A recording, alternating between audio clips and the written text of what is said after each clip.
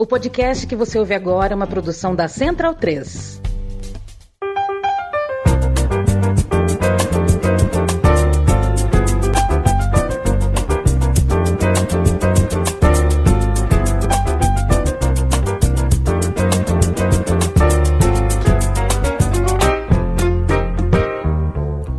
Alô, galera ligada no podcast Meio Campo. Está começando mais uma edição da parceria de largo tempo entre a Central 3 e o trio Ternura de Outrora. Comigo estão Bruno Bonsante, Felipe Lobo e Leandro Stein. Estamos chegando na reta final da temporada europeia e tivemos mais um campeão que não deu volta olímpica, né, nesse final de semana, porque assim, eu não entendo quando tem dois times podendo ser campeões, não marcam os jogos no mesmo horário, né? Enfim, até porque Bayern de Munique e Bayer Leverkusen não estão em outras competições, né? Enfim, mas os companheiros de Harry Kane até tentaram, né, fazer ele comemorar em campo, né, um jogo muito aquém, né, do que o Bayern mostrou na temporada local, né. Enfim, o Leipzig saiu na frente, o Bayern conseguiu a virada e no finalzinho sofreu empate, mas como o Bayer Leverkusen no dia seguinte não saiu do empate na sua visita contra o Freiburg, tivemos então mais um título dos bávaros na Bundesliga. Muita gente já estava cobrando é uma palavra incorreta nesse caso, estava zoando o Kane, porque ele foi para campo, né, e o time tomou um empate, né, porque ele estava no camarote, o time virou o jogo, foi uma virada difícil, né, o time tomou 2-0 o Bayern e conseguiu virar o jogo, mas e aí ele desceu, né, para comemorar em campo e o time tomou o gol. Foi o primeiro título profissional, né, do Kane. Ele tinha ganhado uma competição que era amistosa pela seleção sub-17 da Inglaterra, então não é exatamente que conta muito, mas dá para dizer que o Kane fez a parte dele nas duas temporadas que ele tá lá, né. Vamos convir que quem tem os números que ele tem, né, de tudo que ele conseguiu fazer pelo Bayern, ele perdeu 6 finais, uma delas pelo Bayern de Munique já, a primeira que ele jogou, né, que foi a Supercopa, eles perderam para o Leipzig, mas nessa atual temporada, 36 gols em 44 jogos, e especificamente na Bundesliga, 24 gols em 29 jogos, e desde que ele chegou ao Bayern, contando todas as competições, 80 gols em 89 jogos. Matias, o homem em 2 temporadas já bateu 80 gols. Ele vai bater 100 gols em 3 temporadas. Que é um feito absolutamente impressionante para alguém em 3 temporadas chegar à marca de 100 gols, né? Assim, eu tô falando que vai chegar porque ele passar de 20 gols, isso, considerando que ele não faça mais gols, né? Mesmo que ele não faça gols nesse final de temporada, 20 gols é uma marca bastante conservadora para o Kane, né? E teoricamente ele já passou do ápice físico, né? Porque para os atletas de futebol 31 tá ali anos, os né? 27, 28 anos. Claro, existem exceções, mas ele já tem mais de 30 anos, né? Mas o jeito de jogar dele não exige tanto do físico, né? Ele não é um atacante de velocidade, nem tanto de força, né? Ele, inclusive, faz muito bem esse papel de recuar para armar as jogadas, jogar ali, não exatamente como um falso 9, mas às vezes virar um camisa 10 na função, depois entrar na área. É uma arma que todos os times que contam com quem tem. Essa história dele não ser campeão era uma piada, né? Assim, é mais ou menos uma piada que você consegue fazer com qualquer jogador que passou muito tempo no Tottenham. Porque ele sempre fez a parte dele, né? Assim, tanto no Tottenham quanto agora no Bayern de Munique. Ele é finalista europeu com o Tottenham, embora ele a parte final da campanha ele estava machucado, né? Ele voltou meio no sacrifício contra o Liverpool na final. Mas isso é mais importante do que ganhar uma Supercopa da Alemanha, né? Então ele tinha feitos na sua carreira que são... Finalista da Euro, né, Bonsa? Com a Inglaterra. Duas vezes. Então, ele tinha uma carreira de sucesso. Lógico, ele queria um título, ele foi pro clube que conquista bastante títulos, né? Também imagino que não por acaso. E acho que o que é legal disso, assim, é que não é só que ele foi pro Bayern de Munique e ele automaticamente foi campeão, né? Ele foi, se não o mais importante jogador da campanha, um deles, né? Tanto nas 2 temporadas. Então, assim, é um Bayern de Munique que é campeão com a ajuda muito importante do Harry Kane. Então, ele não foi para uma máquina automática de títulos, ele ajudou o Bayern de Munique a ser campeão. Na temporada passada, não, né? Então, se ele ainda pega uma temporada em que o Bayern estava uma temporada ali de pane na máquina do Bayern, mas nessa temporada as coisas se estabilizaram um pouco com o Kompany, né? Ainda acho que é um trabalho, para falar mais do Bayern como um todo, né? É um trabalho que está meio que no começo. A gente tem, assim, coisas boas e coisas negativas para apontar nesse trabalho do Kompany, né? Na Bundesliga foi suficiente para, desde o começo da temporada, parecer que seria o time campeão. O Bayer Leverkusen pressionou um pouquinho, mas não teve o mesmo aproveitamento, as mesmas pernas, né? A mesma até mágica da temporada do título com o Xabi Alonso, né? De ficar sempre arrancando a vitória ali nos minutos finais, como fez tantas vezes. Chegou a pressionar um pouco, mas não conseguiu acompanhar o Bayern de Munique, e o Bayern de Munique acabou meio que sobrando na Bundesliga de novo, restaurando aí essa normalidade.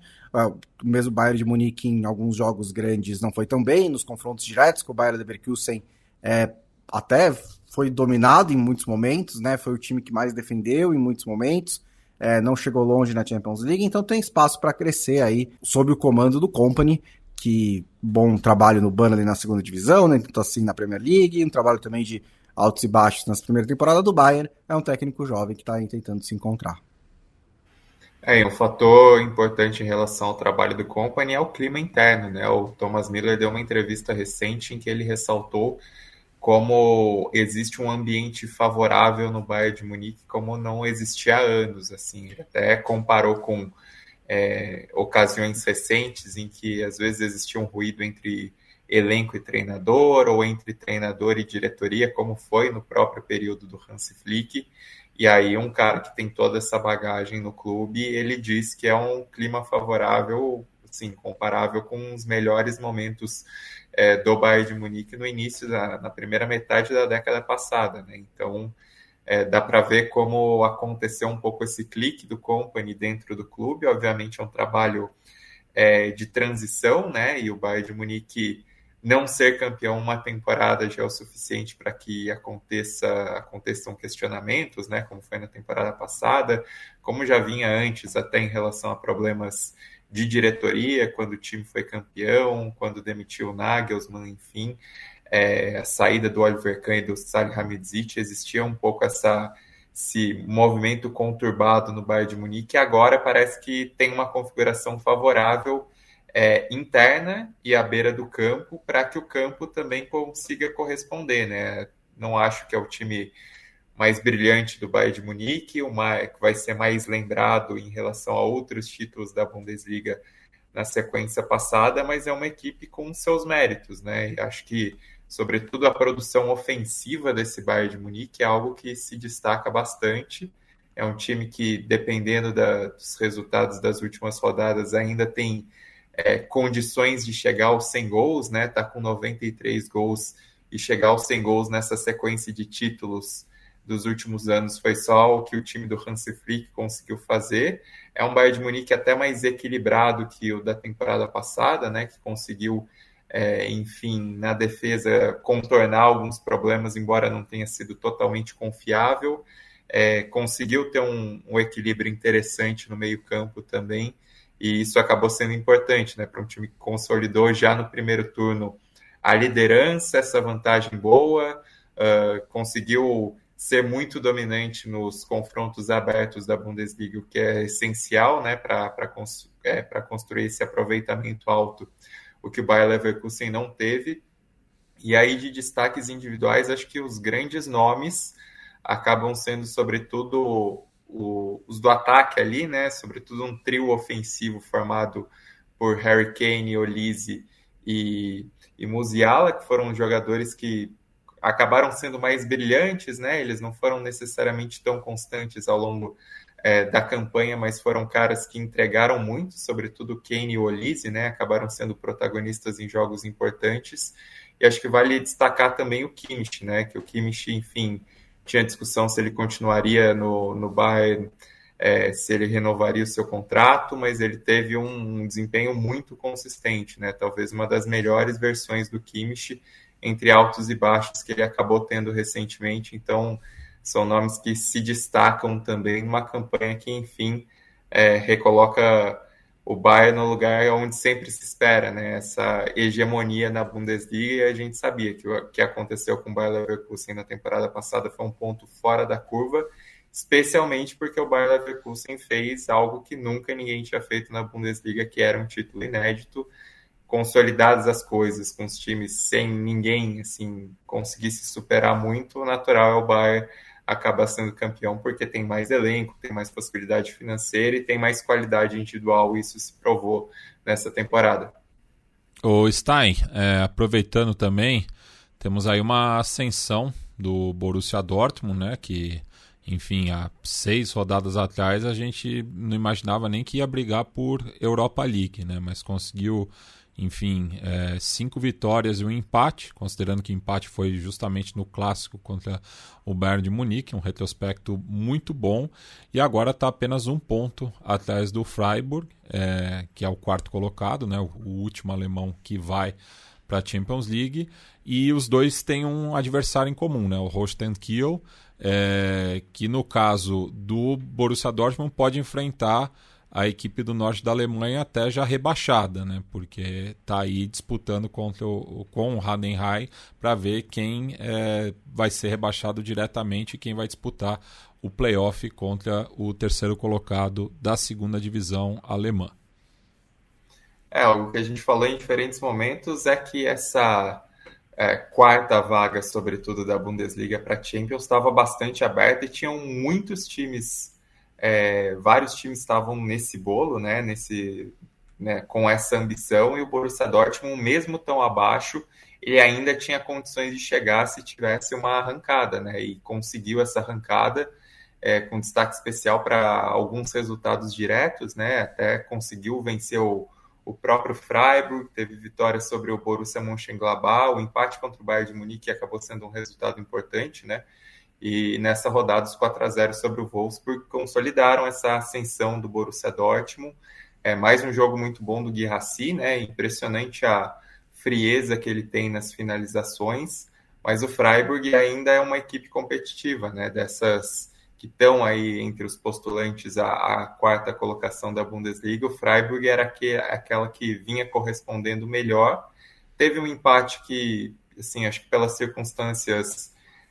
acaba sendo ruim por ceder o 2-0, mas é um jogo contra o Bayer Leverkusen, né? Um 2-2 contra o Bayer Leverkusen também era um tropeço que poderia entrar na conta. O Freiburg que busca uma classificação inédita para a Champions, né? Foi para outras competições europeias, mas nunca disputou a Champions.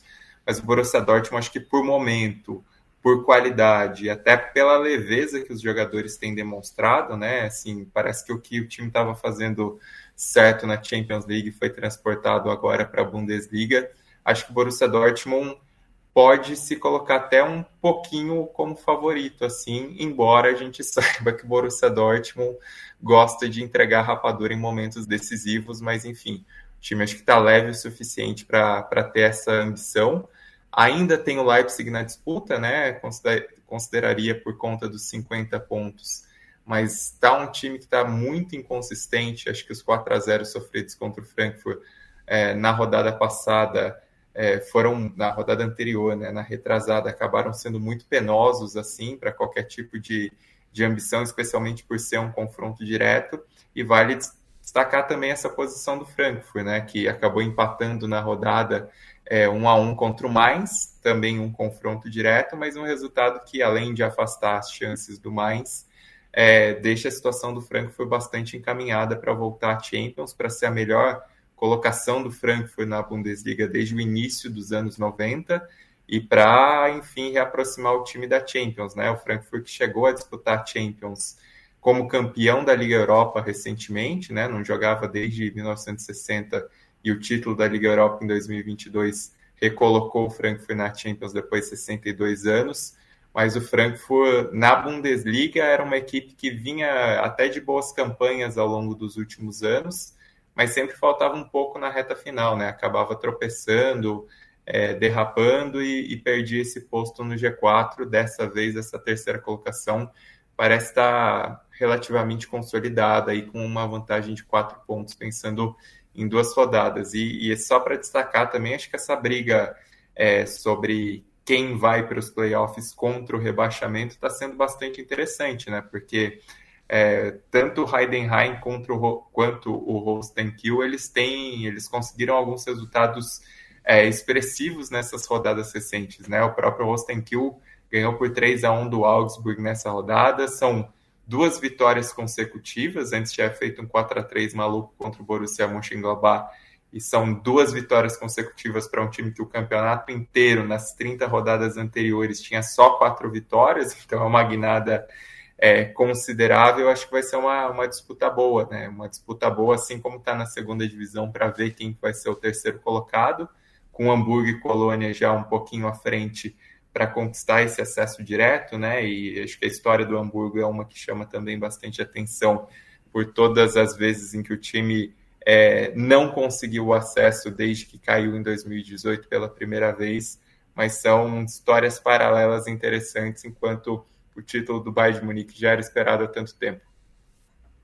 O Hamburgo que recebe na próxima rodada o Ulm, que está virtualmente rebaixado também, né? Tem que, enfim, conseguir aí uma recuperação muito grande, né? Nas 2 próximas rodadas. Então, um retorno aí esperado do Hamburgo, né? Depois desse ocaso na segundona alemã. Agora a gente cruza os Alpes, vamos em direção à Itália, bem para o sul da bota, ali na Campania, já que o Napoli conseguiu uma vitória importante, né, para se manter na liderança e depender só das suas próprias forças para conquistar o 4º Scudetti. O Napoli está bem encaminhado para ganhar o título italiano. Assim, tem uma tabela melhor, tem sido consistente. Claro que não pode bobear, não pode perder um jogo, né? Porque senão a Inter pode se aproximar. Mas me parece uma situação relativamente controlada pelo Napoli. Acho que a maior briga mesmo, como a gente vai ver em outras ligas também, é pela disputa para chegar a uma das vagas à Champions League, né? A gente tem visto uma disputa bem acirrada, até porque alguns times melhoraram muito, outros oscilaram. Então a gente está vendo Napoli e Inter. Napoli tem 77, a Inter tem 74. É uma disputa que aí a Inter precisa que o Napoli necessariamente perca um jogo, né? Ou pelo menos empate 2. E são 3 rodadas para o final. Mas do terceiro para baixo, o terceiro eu diria que a Atalanta está bem encaminhada, né? A Atalanta tem 68 pontos, está em terceiro lugar. A 4ª colocada é a Juventus com 63. E aí é que está o bololô, porque a Juventus tem 63, a Roma tem 63 e a Lazio tem 63. Abaixo deles tem o Bolonha com 62. Ou seja, uma briga bem acirrada aí, né? A gente viu, até porque os resultados do fim de semana acabaram embolando um pouco. A Lazio ganhou do Empoli por 1-0, a Roma ganhou da Fiorentina por 1-0, e o Bolonha e a Juventus empataram por 1-1, né? Então esse foi o resultado que mais contribuiu para que esse enrosco aí nas vagas acontecesse, né? Porque o Bolonha, que faz uma ótima campanha, acabou empatando com a Juventus. Aí agora tá essa briga. A Roma, que parecia muito distante antes do Ranieri, né? Não dava nem para sonhar com o Champions, agora já está aí em 5º lugar, empatado com a Juventus, e a gente vai ver uma disputa importante. E sabe quem pode ser o fiel da balança nessa briga, meu caro Matias? Diga lá. O fiel da balança pode ser o Milan. O Milan que venceu hoje, né? Venceu o Genoa de virada por 2-1, mas o Milan não briga por nada, né? O Milan tá em 9º lugar, tem 57 pontos. Uma situação que é difícil de imaginar que faça qualquer coisa. Só que na próxima rodada, por exemplo, o Milan pega o Bolonha em casa, em San Siro. E, claro, o Bolonha tá nessa briga aí. Se o Milan vence o Bolonha, pode complicar o Bolonha. Mas não é só o Bolonha. O Milan também enfrenta a Roma na rodada seguinte. Ou seja, o Milan pode complicar esses dois times que estão nessa disputa. E deve ser interessante de assistir como é que o Milan vai se comportar. Na próxima rodada também tem outro jogo que está nessa briga aí, porque tem Lazio e Juventus. Duas equipes que estão empatadas com 63 pontos. Então também pode ser um confronto bem direto aí entre os dois, né? E a Lazio que está no caminho da Inter também, né? Que pode também pensar na briga pelo título, né? Esse verdade. Confronto. A Inter tem pela frente o Torino na próxima rodada, que é um desafio que é mais tranquilo. Depois tem a Lazio, e aí é mais complicado, ainda mais com a Lazio precisando do resultado. E por fim tem o Como, que deveria ser tranquilo, mas o Como tem feito uma ótima campanha, né? Mas enfim, de qualquer jeito, a Inter inclusive, favorita. 5 vitórias consecutivas da equipe da Lombardia. O Napoli tem o Genoa em casa na próxima rodada, depois o Parma fora de casa, e vai fechar a campanha contra o Cagliari em casa também. Então, a tabela do Napoli é um pouquinho melhor, né? Assim, é mais viável pensar que o Napoli vai vencer as 3. A Inter deve ter um pouquinho mais de dificuldade para vencer as 3, não é impossível também. No caso da Inter, parece um caso muito claro, né, de um time que foi bastante prejudicado pelo calendário, né? Não pelo calendário, assim, de quando marcaram as partidas, né? Mas chegou longe nas competições nas 3, né? E antes de enfrentar o Barcelona, teve 3 derrotas seguidas, uma pela Copa Itália, 2 pela Série A. Havia alguns questionamentos sobre por que o Inzaghi não rodou mais, né, na Série A. Foi o que ele fez nesse fim de semana contra o Verona, né, um time praticamente reserva antes da segunda partida da semifinal contra o Barcelona, conseguiu a vitória, mas acho que ficou muito claro que uma hora a Inter precisou dar uma parada para recuperar o fôlego, né? E aí o Napoli conseguiu aproveitar e abrir esses 3 pontos de vantagem. De novo, não tira os méritos da ótima campanha do Napoli, né? Mas foi um pouquinho uma vantagem nisso daí. E sobre a Roma, assim, acho que o Lobo falou, né? Já tá se aproximando do G4. Como que ela não chegou ainda, né? Ela tá invicta desde, tipo, 15 de dezembro. 19 jogos. E ela tava tão atrás, né? Que assim, mesmo com um turno inteiro de invencibilidade, a Roma ainda não conseguiu entrar nesse bendito G4. Mas agora tá todo mundo empatado também com 63 pontos, né? Então, tá próximo. É muito porque a Juventus melhorou bastante com o Igor Tudor em termos de resultado, e a Atalanta teve uma queda, mas logo retomou, né? Então são 2 times que estão ali. Mas é uma briga muito boa nessa reta final. A gente deve ver coisas boas aí, deve ver jogos bons, porque tem muitos confrontos diretos, né? Então vai ser interessante de ver o que vai acontecer. E lembrando que no caso da Itália, se 2 times terminarem empatados em pontos, como é o caso agora do 4º e o 5º, só o 4º vai para a Champions League, jogo extra.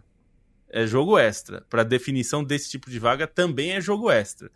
Então, imagina só se você pode ter um triangular. Termina...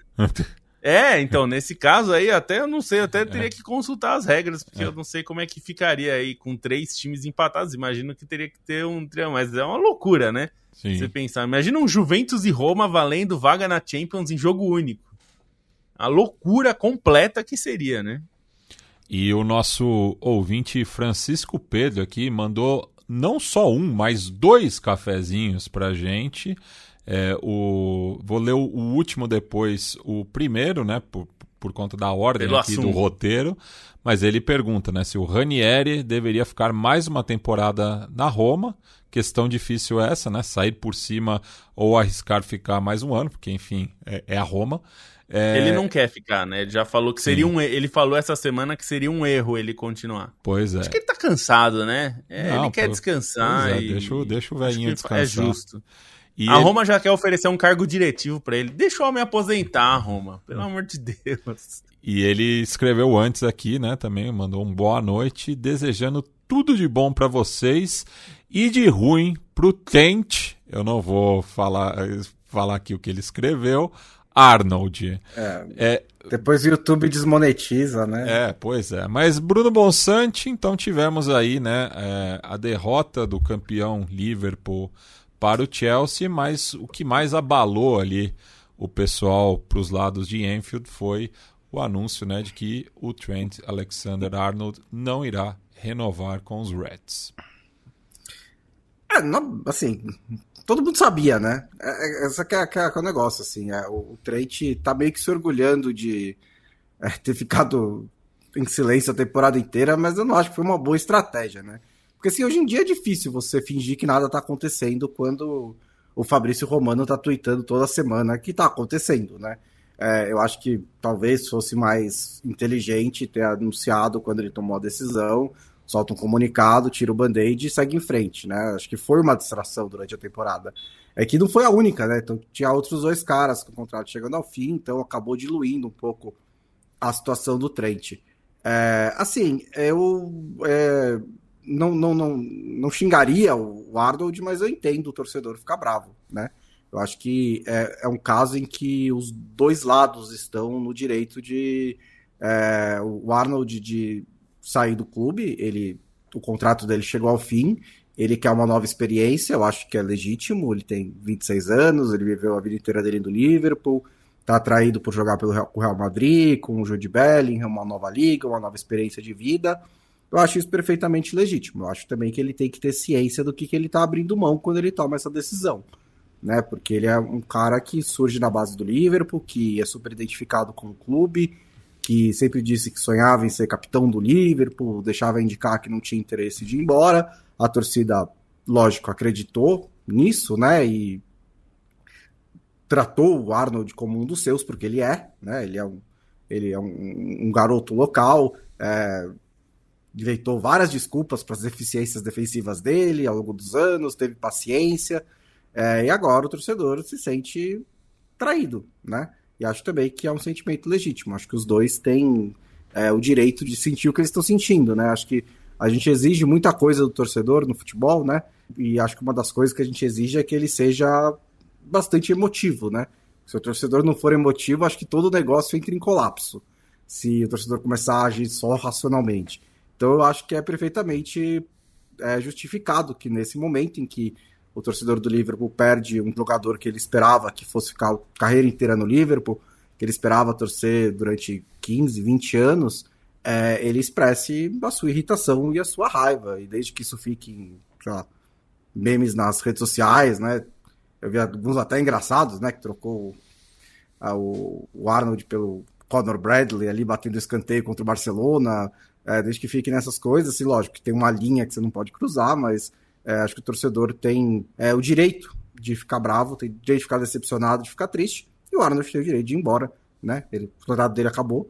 Assim, os pós-mortem sobre como isso aconteceu estão saindo agora, né? E foi basicamente quando ele chega a 2 anos do fim do contrato, pega o Liverpool numa transição de direção, né?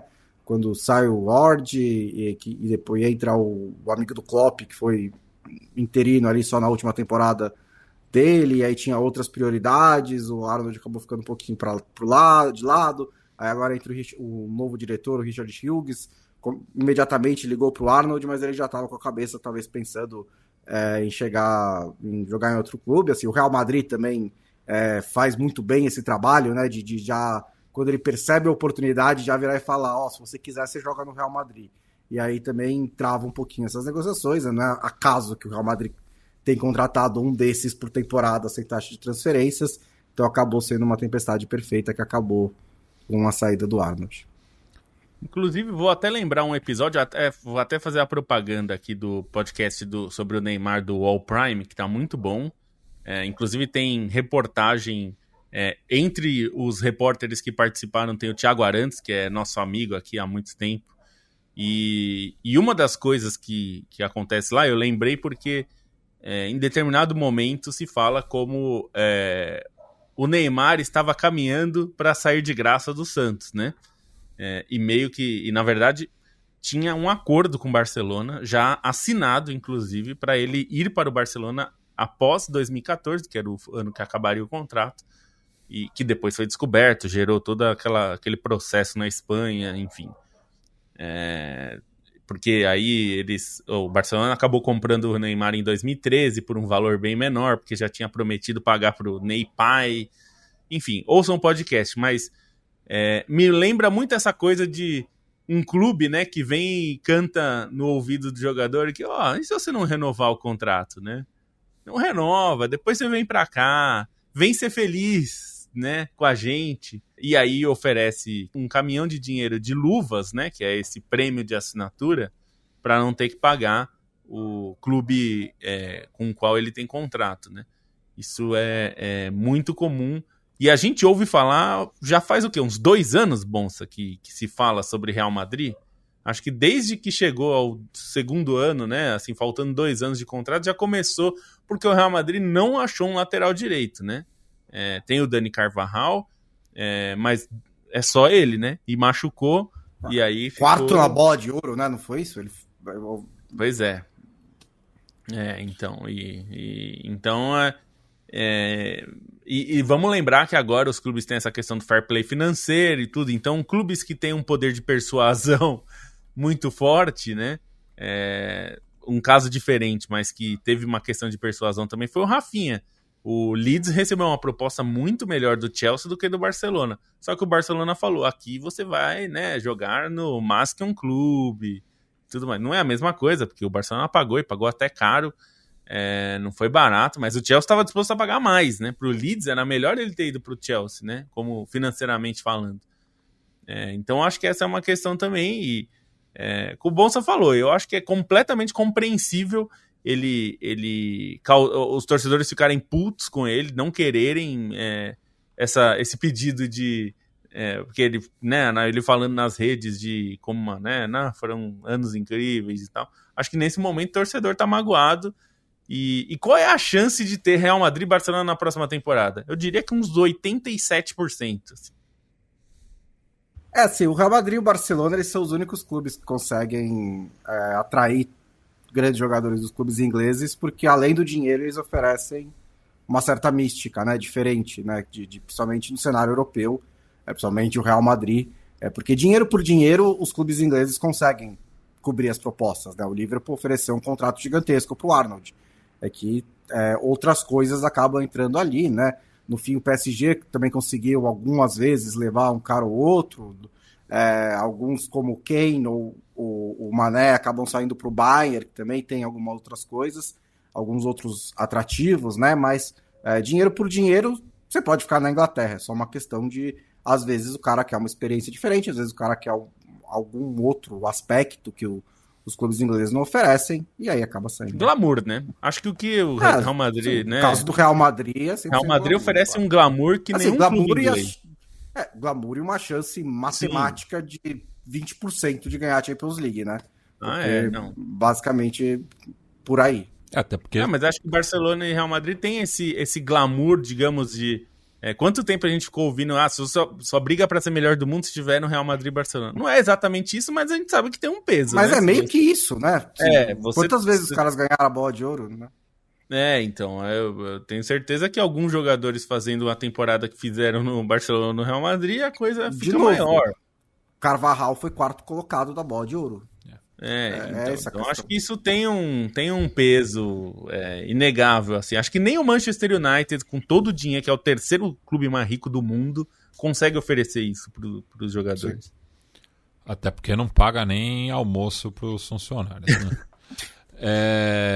E ainda na Premier League, né, temos uma briga boa também, né, pelas últimas 3 vagas para a Champions League, né, já que o Liverpool e o Arsenal já estão matematicamente garantidos. Então temos aí Manchester City, Newcastle, Chelsea, Nottingham Forest e Aston Villa, né?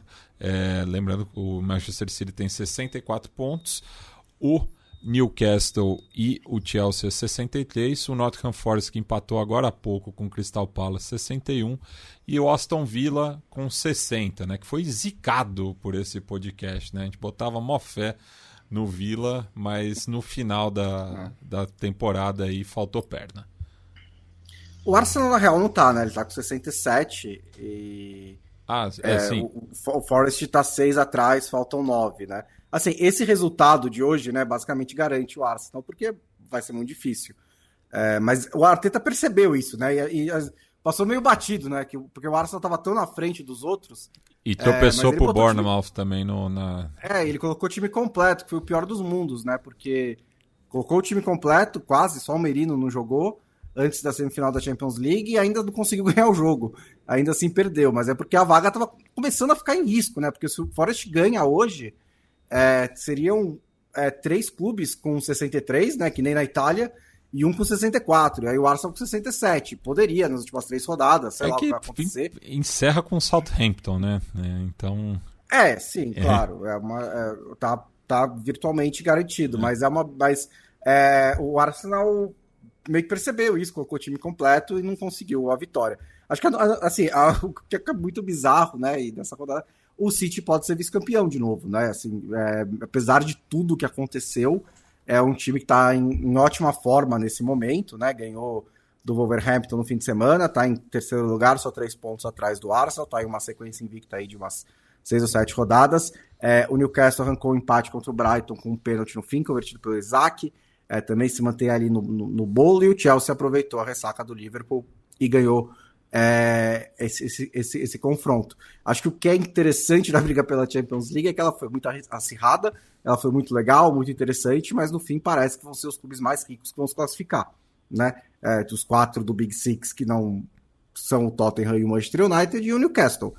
Porque o Forest é o que acabou perdendo muito fôlego, né, nessa briga. Também era um que eu dizia que estava praticamente garantido, porque tinha uma ótima vantagem, estava jogando muito bem, era muito sólido, mas perdeu o fôlego, né? Não só, acho que é uma vitória nas últimas 5 rodadas para o Forest, e aí o Aston Villa nem tanto, né? Ele ainda tem 4 vitórias nas últimas 5 rodadas, mas também para um time com os recursos do Aston Villa, que são bons, bem poupudos no geral, mas dentro da Premier League também chegou longe em Copa da Inglaterra, chegou longe em Champions League, e ainda tinha essa briga semana a semana pela Premier League, acabou ficando também um pouquinho para trás. Mas ainda assim, eu até vi torcedores do Aston Villa, numa matéria do Guardian, alguém falou que seria decepcionante, né, terminar a temporada só com uma vaga na Liga Europa, e eles falaram, não, foi uma baita temporada, viu? A gente chegou longe na Champions, chegou longe na Premier League, e se a gente terminar com uma vaga na Liga Europa, com o Unai Emery ainda, né, que ele também dá uma chance, uma probabilidade grande de ser campeão da Liga Europa no que vem, vai ser um prêmio bem, bem legal para Aston Villa. E ainda na Inglaterra também tivemos o final da fase regular da Championship, né, com o título do Leeds, que empatou em pontos com o Burnley, né, ambos com 100 unidades, mas o Leeds tinha um saldo melhor, né, 12 gols a mais no saldo do que o Burnley, e a definição, né, dos confrontos dos playoffs pela terceira vaga, né? O Sheffield United enfrenta o Bristol City, enquanto que Sunderland e Covent City fazem a outra semifinal, né? Inclusive o Sheffield United conseguiu uma pontuação muito maior, né, do que os outros postulantes, 90 pontos contra 76 do Sunderland, 69 do Coventry e 68 do Bristol City. E o Sunderland vem de uma derrocada, assim, nas últimas rodadas, né? Tudo bem que já estava classificado. 5 derrotas seguidas, mas 5 derrotas seguidas, né? Antes do fim dessa fase, que é um pouco assustador, né? Pro torcedor do Sunderland. O time chega em má fase, né? Já tá calejado também, né? Já tá calejado. O que acho que você falou no programa passado, ou foi Stein, que essa pontuação do Sheffield provavelmente levaria o time para a primeira divisão na maior parte das temporadas, né? A gente falou no grupo, eu até dei uma olhada assim, sei lá, mais da metade das temporadas desse século o Sheffield United conseguiria o acesso. Inclusive até numa temporada que o Sheffield conseguiu o acesso, né, diretamente.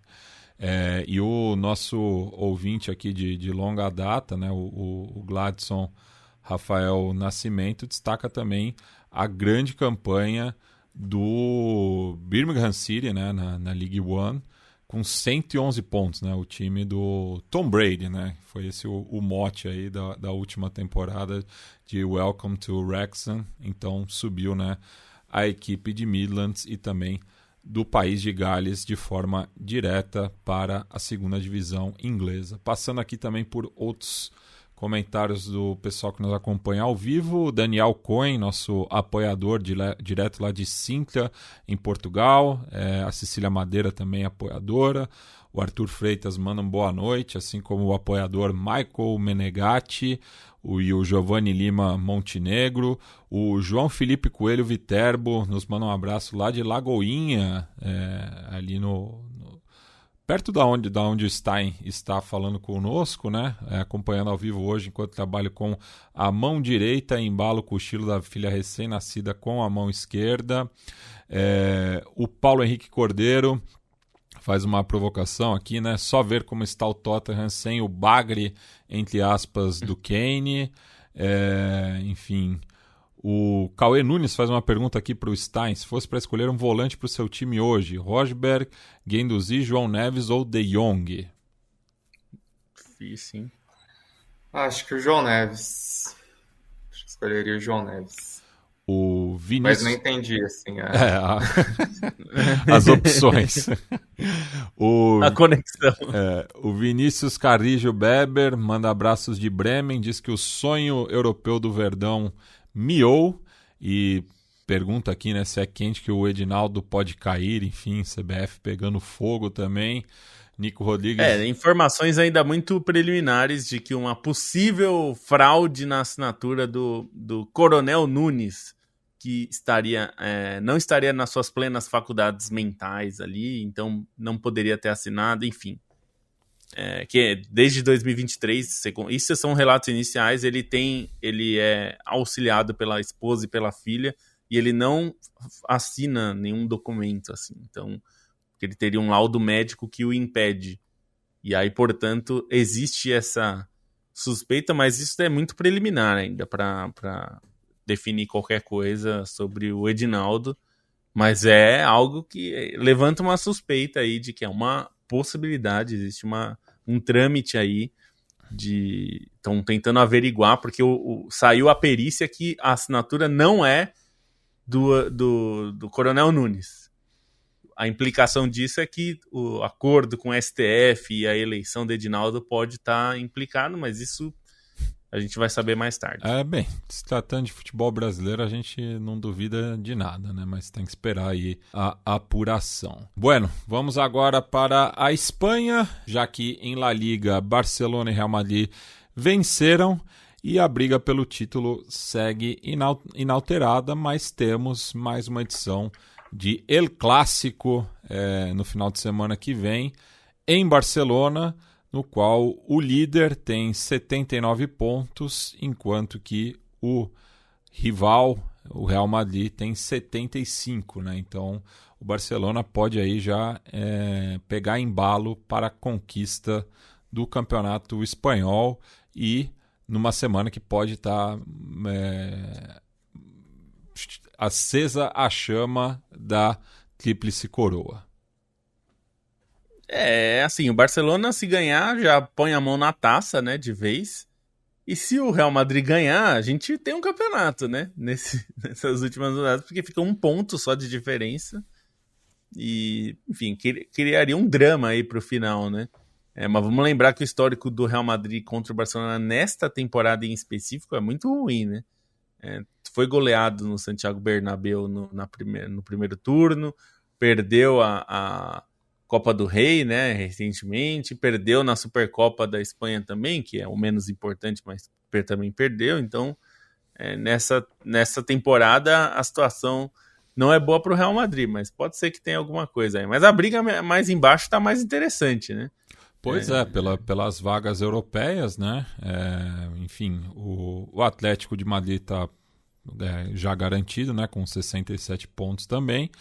Aí temos o Athletic Bilbao com 61 na quarta colocação, o Villarreal com 58, o Betis, né, que está numa ascensão meteórica aí, com 57, é o primeiro de fora. Então temos aí essa configuração pelas duas últimas vagas da Champions League, né, 3 equipes lutando por 2 vagas, e na outra vaga da Liga Europa e na da Conference temos uma briga boa também, né? Porque o Celta de Vigo está com 46 pontos, enquanto o Rayo Vallecano, Osasuna e Mallorca estão com 44 e a Real Sociedad com 43 e o Valência com 42, né? Isso faltando ainda 4 rodadas a serem disputadas. O golaço do Antony dá uma esperança, né, para o torcedor do Betis. Ao mesmo tempo, parece que fica cada vez mais caro também comprar o Antony, né, porque o Antony estava bem desvalorizado no Manchester United, custou muito caro, né, bateu 100 milhões de euros e agora está fazendo uma ótima temporada no Betis, mas o Betis não tem essa grana para contratar, inclusive o salário do Antony, a maior parte é pago pelo próprio United, né, então vai ter que acontecer as duas coisas. O Antony ajudar o Betis a chegar à Champions League e o próprio Antony aceitar uma redução significativa de salário se ele quiser ficar no Betis, né? Então, e vai ter que negociar ainda com o Manchester United. O Manchester United aceitar um valor muito menor do que pagou pelo Antony. Então são condições difíceis, né? Me parece improvável que ele continue lá no Betis, mas ele está ajudando bastante. E essa disputa, a Inglaterra e a Espanha vão ter 5 vagas, né? Então a Espanha também tem essa 5ª vaga. Eu acho o Athletic Bilbao me parece mais provável que vá, né? Ainda que tenha tido uma oscilação recente, mas é um time mais consistente. Agora, essa briga entre Villarreal e Betis aí deve ser interessante até pela diferença de pontos bem pequena, né? 1 ponto só entre os dois. Deve ser uma briga importante para o Betis. Seria muito legal voltar para a Champions, né? A gente viu tantas vezes o Sevilla chegar, né? Então imagino que para o torcedor do Betis tem um sabor bem especial poder voltar, né? Numa temporada que o Sevilla faz uma campanha bem ruim, né?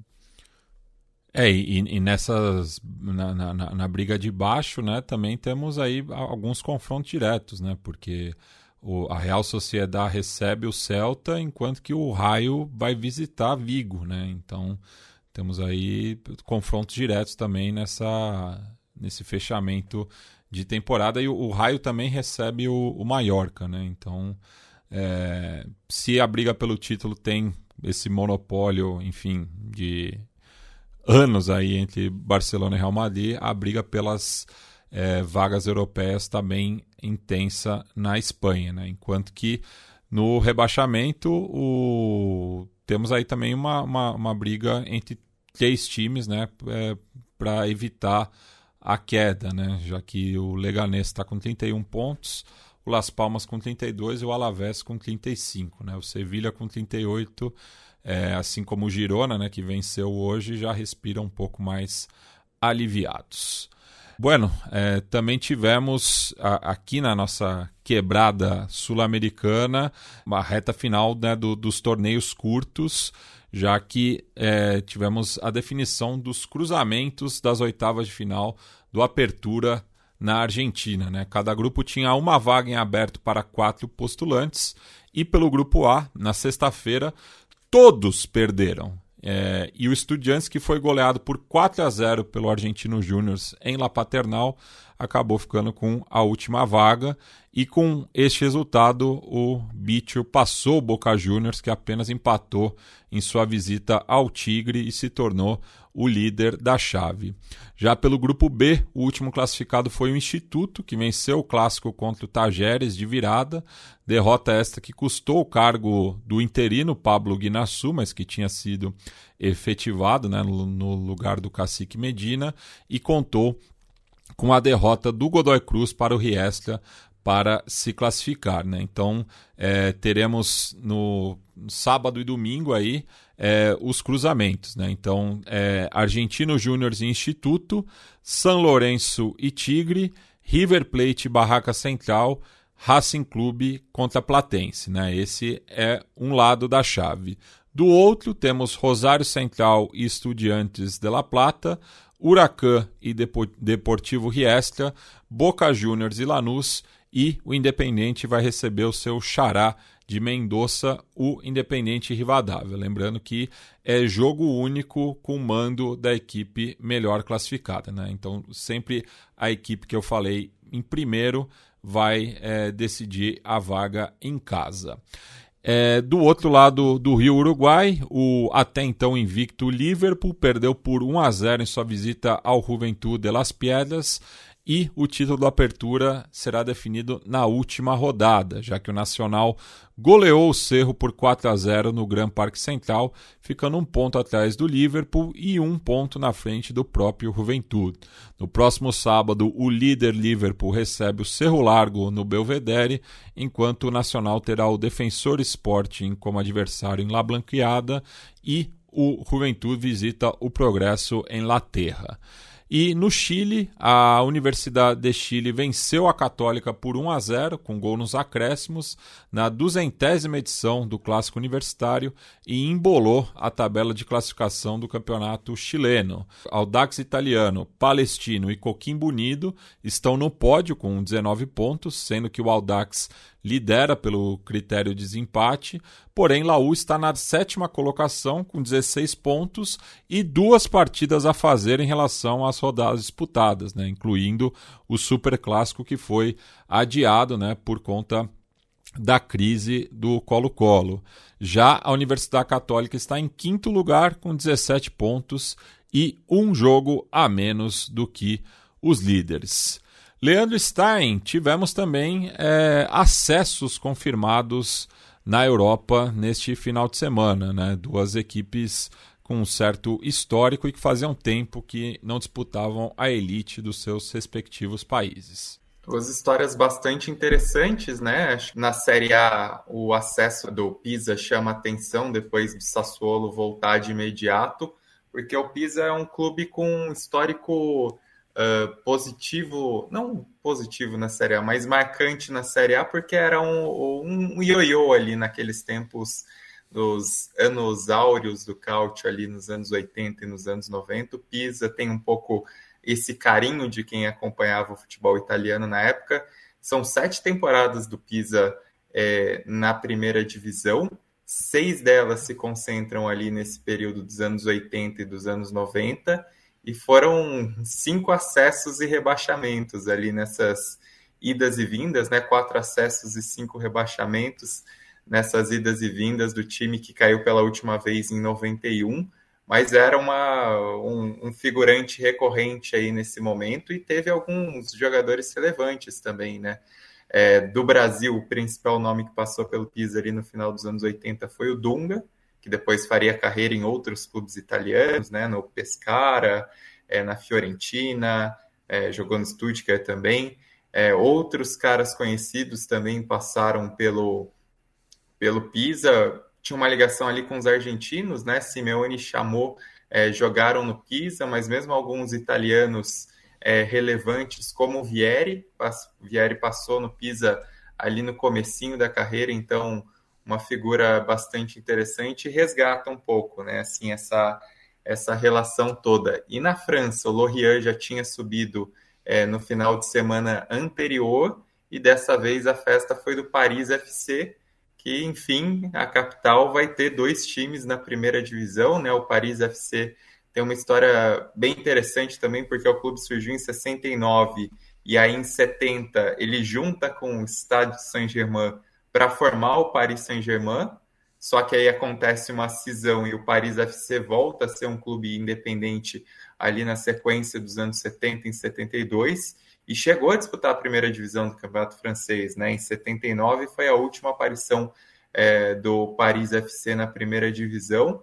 Aí nesses últimos anos o time estava ali brigando bastante para subir, né? Estava rondando ali as primeiras posições da segunda divisão, chegou até uma parceria com o Bahrein, né? O clube chegou a ser vendido para autoridades do Bahrein e existia essa expectativa de que o Paris FC virasse uma versão bahrenita do que o PSG é para os catarianos, mas na verdade o clube acabou mudando de mãos em 2024, chegou na mão de um bilionário francês que é um dos maiores, dos caras mais ricos do país, que é o chefe da Dior, da Louis Vuitton, enfim, tem vários investimentos de luxo, e o Paris FC teve esse salto de qualidade.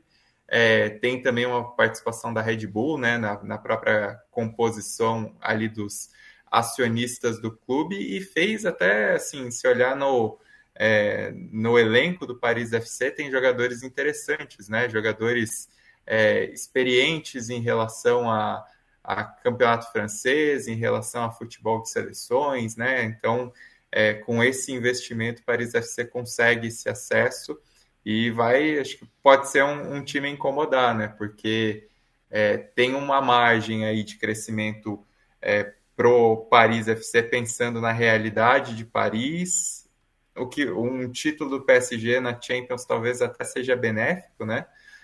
Para colocar a cidade em evidência, enfim, para poder ter essa rivalidade agora, uma rivalidade municipal no campeonato francês, o que não é muito comum, né? Porque o campeonato francês muitas vezes ele é centrado com um clube em cada cidade, é um futebol que ele é muito espalhado por diferentes regiões do país, né? E aí tem até a ver com o próprio desenvolvimento do futebol na França, que em Paris existia competição com outros esportes que eram bem mais populares, né? Por exemplo, o ciclismo.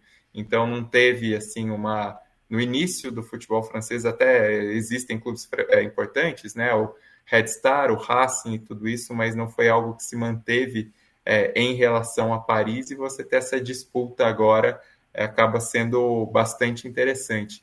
E só para emendar também, para falar da Champions Asiática, que é outra competição relevante que definiu seu campeão neste final de semana, não foi dessa vez que os sauditas acabaram tropeçando, né? O Kawasaki Frontale já tinha feito muito ao eliminar o Al Nassr, mas se aconteceu uma surpresa na semifinal, o Al Ahly estava muito mais consciente na hora de enfrentar o Kawasaki Frontale, conseguiu uma vitória por 2-0 com um golaço do Galeno, inclusive, para abrir o placar, o Firmino muito bem com 2 assistências e sendo eleito o melhor jogador do campeonato.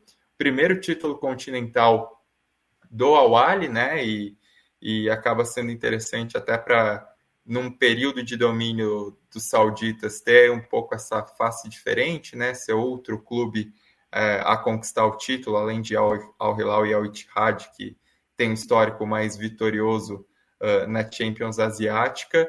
E o Al Ahly, além de levar o título para Jeddah, né? E foi uma escolha de se fazer um investimento no Al Ahly, que vinha voltando da segunda divisão, por ser um clube de massa, e a comemoração com a torcida demonstrou bem isso, mas também até para ter uma rivalidade local com o Al Ittihad, assim como acontece com o Al Nassr e com o Al Hilal, e é um projeto até diferente, né? Se a gente pensar na escolha de alguns nomes do Al Ahly, os nomes do Al Ahly talvez sejam menos midiáticos do que a gente vê, sobretudo em Al Hilal e Al Nassr, né? E são alguns jogadores reconhecidos, mas é um time até mais equilibrado se a gente pensar nas peças, né? Uma defesa que tem, por exemplo, o Mendy no gol, um goleiro campeão da Champions com o Chelsea.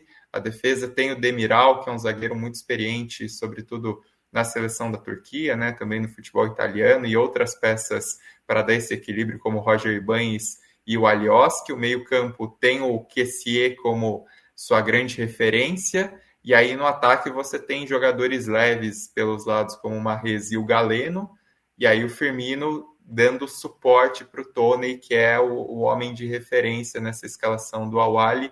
O Al Ahly que também acabou fazendo uma escolha distinta em relação ao técnico, né? A maioria dos técnicos dos clubes sauditas são mais medalhões, tarimbados, e o Al Ahly apostou no Matthias Jaisley, que é um treinador que vinha muito bem no no Salzburg, né, no Red Bull Salzburg, um treinador muito jovem, com margem de desenvolvimento e que acaba dando esse resultado imediato, né, assim, acaba recolocando aí os sauditas depois de na temporada passada não conseguirem levar o título continental, dessa vez o Al-Ahly num torneio que foi disputado em casa, né, que foi um Final Eight com quartas de final, semifinal e final disputadas em casa, em jogos únicos, acabou prevalecendo aí nessa decisão contra o Kawasaki Frontale.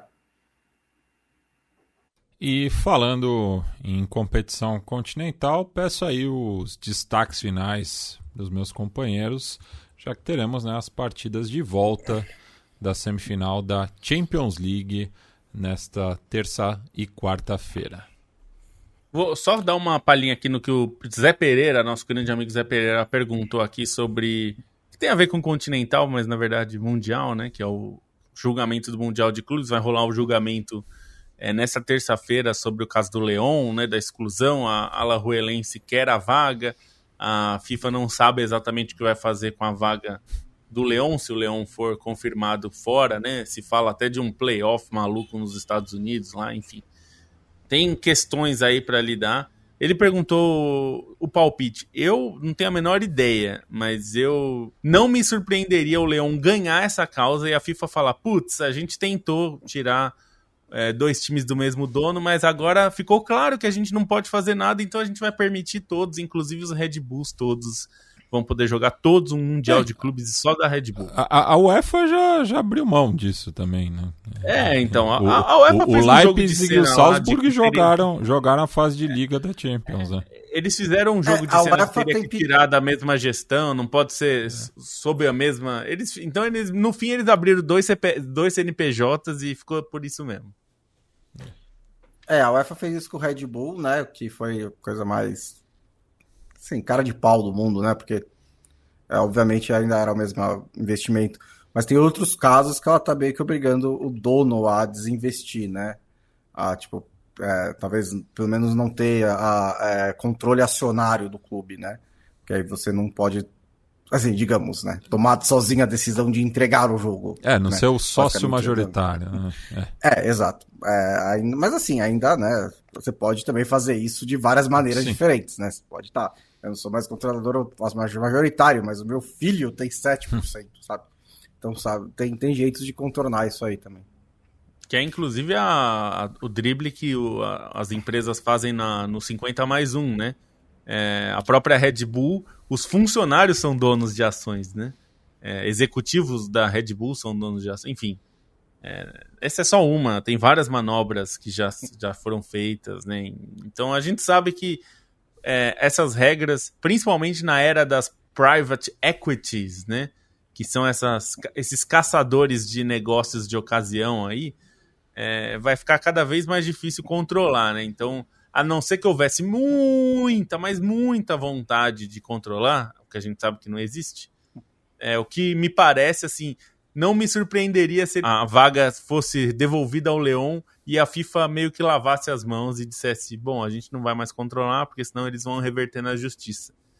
Então, é um pouco a minha sensação. Sobre a semifinal da Champions League, né, acho que você tem um confronto que tá completamente aberto, né, Inter joga em casa, acho que o Barcelona é um time melhor, então tem uma vantagem para cada lado, e o PSG tem, lógico, ganhou no Emirates, então é muito raro, né, acho que só 2 times perderam o primeiro jogo da semifinal em casa e conseguiram reverter, né? O Ajax contra o Panathinaikos em 96 e o Tottenham contra o Ajax em 2019. Então é raro conseguir o tipo de reviravolta que o Arsenal precisa.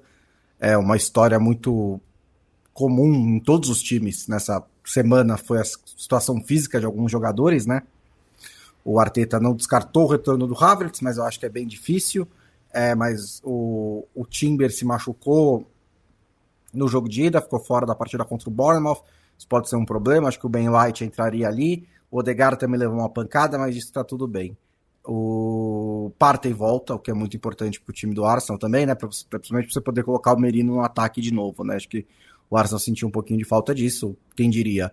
No lado do PSG, a preocupação é o Dembélé, né? Que é um dos melhores jogadores também do time, também se machucou no jogo de ida. Aparentemente, acho que ele tem chance de jogar. A mesma coisa na Inter com o Lautaro, também se machucou, também está em dúvida, ele treinou normalmente hoje, então pode ser que ele tenha essas condições de enfrentar o Barcelona, que vai ter o retorno do Lewandowski, também muito provavelmente, que está sem jogar aí desde mais ou menos umas 2 semanas, mas o Baldé não deve voltar, então esse é um problema também para a lateral esquerda. Então, chegando ao fim da temporada, né, começo de maio, tá todo mundo meio baleado. Então vamos ver quem consegue ficar em pé aí no fim dessas 2 semifinais. Bem, é isso, senhores. A gente volta na sexta-feira repercutindo essas partidas, né, das semifinais da Champions League. Vamos falar também de Europa League, Conference, Libertadores, Sul-Americana e o que der mais para falar e o que a gente tiver a fim de falar, que der na telha, enfim, sexta-feira, a partir das 14 horas, a gente volta a se encontrar e contamos com a audiência de vocês. Tchau, tchau.